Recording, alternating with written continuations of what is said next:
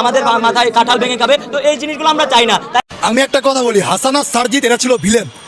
আমাদেরকে বিতর্কিত করার মধ্য দিয়ে আমরা দেখছি বা আমাদের আন্দোলনটি জাতীয় সঙ্গীত পরিবর্তন করা নিয়ে এবার সমন্বয়কদের মধ্যে তৈরি হয়েছে বিভাজন।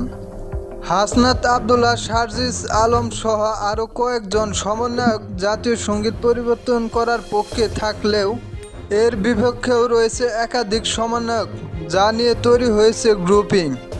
বৈষম্য বিরোধী ছাত্র আন্দোলন নতুন করে সারা দেশে পুনর্গঠিত হবে। অন্যদিকে বৈষম্য বিরোধী ছাত্র আন্দোলনের নেতৃত্বে থাকা চট্টগ্রামের অন্যতম সমন্বয়ক তালাত মাহমুদ রাফি বলেন, ঢাকার সমন্বয়করা আমাদের মাথার উপর কাঁঠাল ভেঙে খাচ্ছে।